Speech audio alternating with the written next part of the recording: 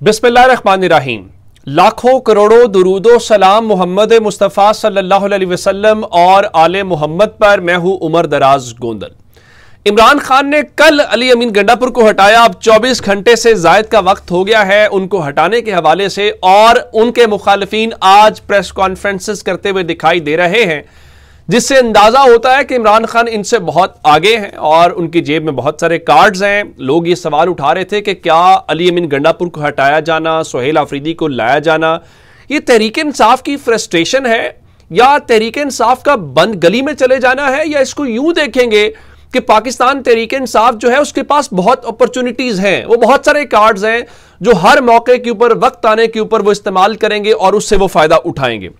आज इस्लामाबाद में एक प्रेस कॉन्फ्रेंस हुई और प्रेस कॉन्फ्रेंस जो है वो विफाकी वजीर इत्तलात जनाब अता तारड़ साहब जो हैं उन्होंने की, और उनके साथ मौजूद थे इख्तियार वली साहब जो वजीर आजम के कोऑर्डिनेटर हैं। और प्रेस कॉन्फ्रेंस उनकी किसके हवाले से हो सकती है? अगर मैं आपको यूं कहूं कि आज खैबर पख्तूनख्वा को लेकर यूं लग रहा था जैसे विफाकी हुकूमत अली अमीन गंडापुर का केस लड़ने आई है और सुहेल आफरीदी की मुखालफत करने आई है। भाई कम से कम एजेंडा सेटिंग तो ठीक करें, अपना नैरेटिव तो ठीक बनाएं। आप प्रेस कॉन्फ्रेंस कर रहे हैं अपनी तरफ से अली अमीन के हक में, और तहरीक इंसाफ का कारकुन क्या कह रहा है? वो कह रहा है इसका मतलब है कि चोट सही लगी है। तहरीक इंसाफ का कारकुन ये कह रहा है कि अच्छा, इसका मतलब है फिर तो इमरान खान ने सही उसको हटाया, अगर नून लीग उसकी हामी है। तो मुझे अहमद फराज साहब का वो शेर याद आया, तेरी बातें ही सुनाने आए दोस्त भी दिल ही दुखाने आए। तो आज वो अपने दोस्त अली अमीन गंडापुर को याद कर रहे थे। जरा सुनिएगा वो क्या फरमा रहे थे।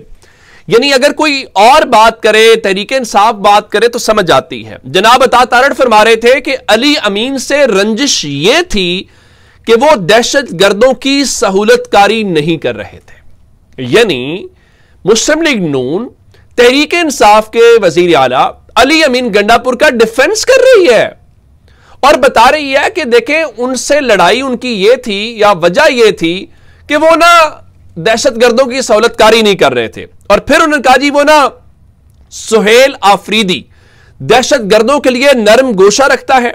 मैं इनको बता दूं, पाकिस्तान की सिक्योरिटी पॉलिसी इस्लामाबाद में बनती है और यहां ही से बनेगी, अफगानिस्तान से नहीं।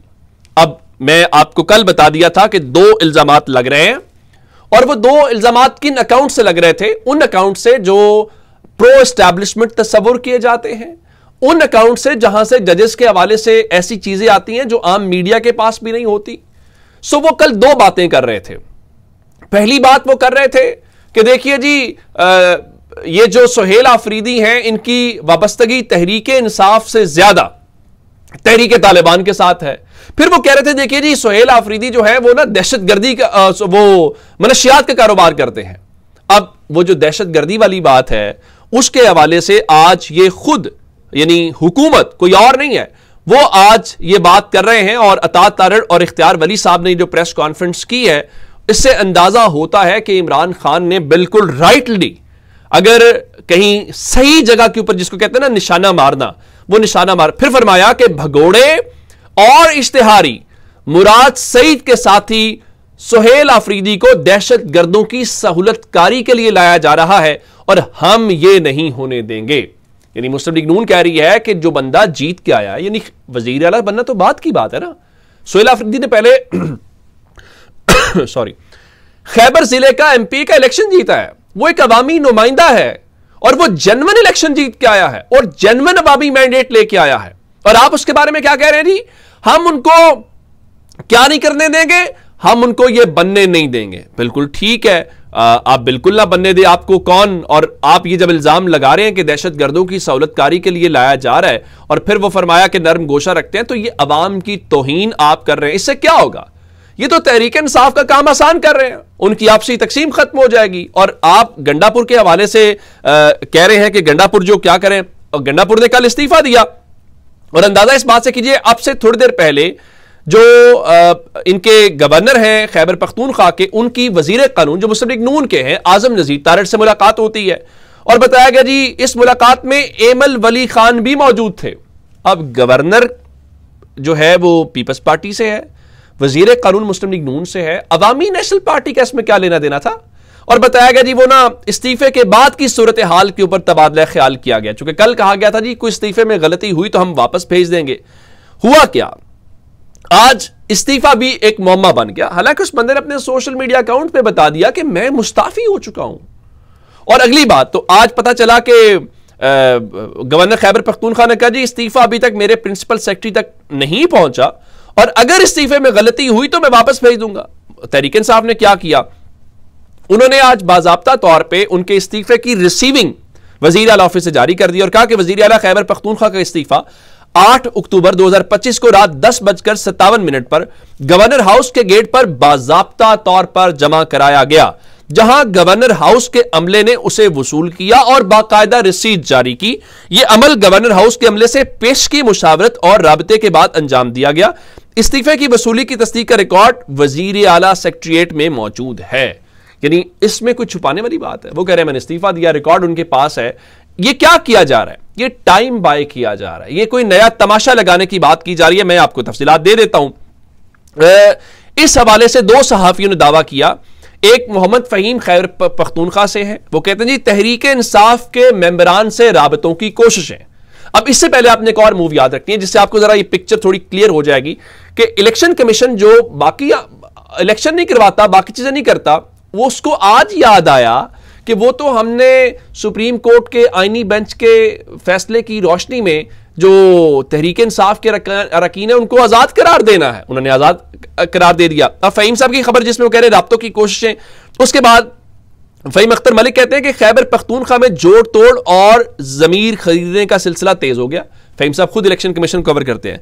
अब ये बातें और उसके साथ इबादुल हक जो वहां के अपोजिशन लीडर हैं, उनका जी देखें ये जो इलेक्शन कमीशन है उसने इन अरकान को आजाद करार दे दिया है, तो चूंकि ये आजाद हैं और अगर ये हमें वोट देते हैं तो ये फ्लोर क्रॉसिंग नहीं होगी। ये पूरा एक माहौल बनाया जा रहा है, वहां पे कोशिश की जा रही है, डेरे डाले जा रहे हैं। लेकिन इसमें एक अच्छी बात क्या है, मैंने आपको कल भी कहा था कि इमरान खान की खास बात क्या है कि गंडापुर साहब को पता है।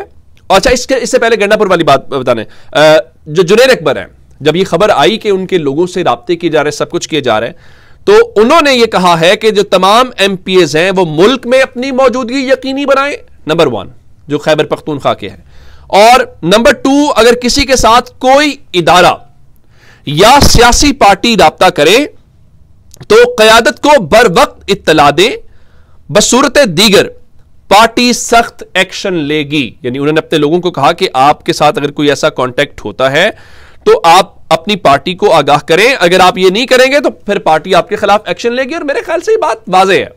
ये सिर्फ तहरीक इंसाफ नहीं है, ये नून लीग के हवाले से भी है, ये पीपल्स पार्टी के हवाले से भी है, ये पाकिस्तान की सियासत में एक नई चीज है। वो क्या, अगर कोई शख्स आपसे वोट लेके किसी पार्टी से, अपनी लीडरशिप से, जो भी वो पार्टी है उससे दगा करेगा, पाकिस्तान की सियासत में यह देखा गया है, लोग उसको बर्दाश्त नहीं करेंगे, लोग उसको कबूल नहीं करेंगे। और हमने बिलखुसूस 8 फरवरी के इलेक्शन में यह बात देख ली है। यह सख्त लफ्ज है, मैं बोल देता हूं कि जो लोटे हैं, लोटों का पाकिस्तान की सियासत में अब कोई जगह, कोई प्लेस, कोई मकाम नहीं है।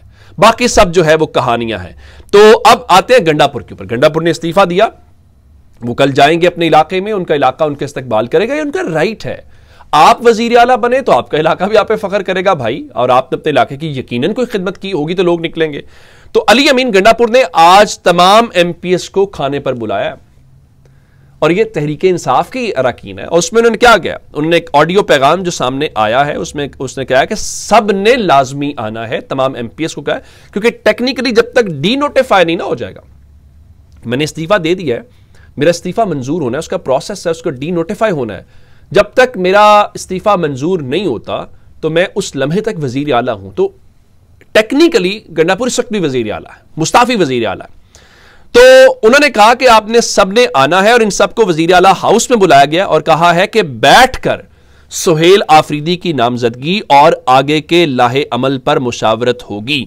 तो गंडापुर जो है वो अपनी पार्टी के उस फैसले को न सिर्फ ओबे कर रहे हैं बल्कि वो उसी तरह से खड़े हैं। और उन्होंने आज वजीर आला ऑफिस में, अब ये जो हाथ और रास्ता रोकने वाली बातें हैं ये खैबर पख्तूनख्वा के अंदर मुस्लिम लीग नून कोशिश कर रही है और मुस्लिम लीग नून को ये नहीं करना चाहिए क्योंकि आप ये कर नहीं पाएंगे और आपके ये बस की बात नहीं है। दूसरा, आज एक और भी खबर आई कि जी गवर्नर राज लगा ले। गवर्नर राज, मैंने पहले भी कहा था कि तहरीक इंसाफ को अगर आपने वजीर आला बनने से रोका, आपने कोई ऐसी फ्लोर क्रॉसिंग की, कोई ऐसी गड़बड़ की, एक तो आपको आजाद कश्मीर के इलेक्शन से सीखना चाहिए कि वहां पे भी आपने एक फॉरवर्ड ब्लॉक बनाया था, लोटे कह लीजिए, क्या उसका अंजाम हुआ?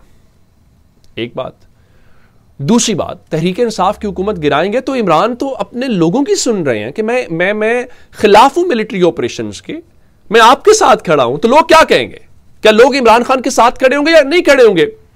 लोग इमरान खान के साथ खड़े होंगे कि देखें इमरान खान ने अपनी हुकूमत कुर्बान कर ली लेकिन हमारे लिए अपने उसूल के ऊपर कंप्रोमाइज नहीं किया। तो इमरान खान के लिए तो विन विन सिचुएशन है। जब तक की अपडेट्स, अपना बहुत सारा ख्याल रखिएगा। खुदा हाफिज।